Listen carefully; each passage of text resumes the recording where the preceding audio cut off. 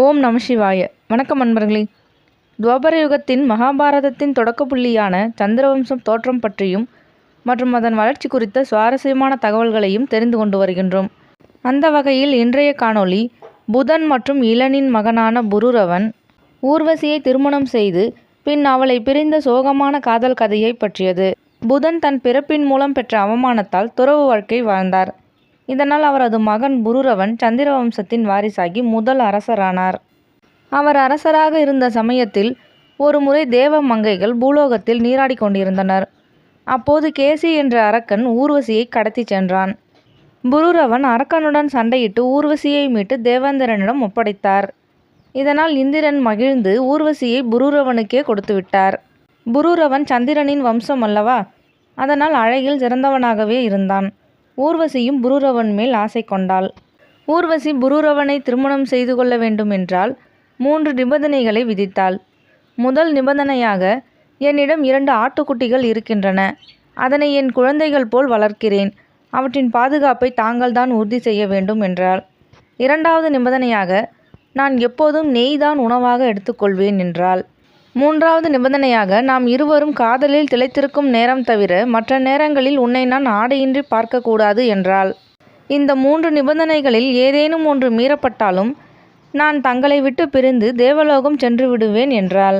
மிகுந்த பரவசத்தில் இருந்த புருரவன் இந்த வாய்ப்பை தவறவிடக்கூடாது என்று எண்ணி நிபந்தனைகளை ஏற்றுக்கொண்டான். புருரவன் 3 நிபந்தனைகளையும் மீறாதபடி மிகவும் கவனமாக இருந்தான். இதனால் பல ஆண்டுகள் கழிந்துவிட்டன. இருவரும் திருமண வாழ்வில் மகிழ்ந்திருந்தனர். தேவலோகத்தில் ஊர்வசி இல்லாததை உணரத் தொடங்கிய தேவர்கள் அவளை திரும்ப அழைத்து வர சதி செய்தனர். ஒரு சாதாரண இரவில் ஊர்வசியும் புருரவனும் படுக்கை அறையில் உறங்கிக் கொண்டிருக்கும் போது கந்தர்வர்கள் ஊர்வசியின் ஆடுகளை திருடிச் சென்று சதித்திட்டத்தை தொடங்கினர். அச்சமயத்தில் கந்தர்வர்களின் கையில் இருந்த ஆடுகள் கத்தின. ஆடுகளின் சத்தம் கேட்டு ஊர்வசி விழித்தாள். ஆடுகளை காப்பாற்றும்படி புருரவனை அழைக்கின்றாள் ஊர்வசி.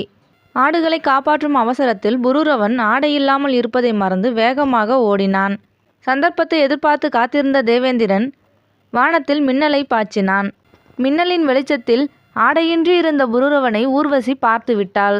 இந்நிலையில் கர்ப்பிணியாக இருந்த ஊர்வசி நிபந்தனைகள் அனைத்தும் மீறப்பட்டதால் தேவலோகம் செல்ல வேண்டிய நிலை ஏற்பட்டது.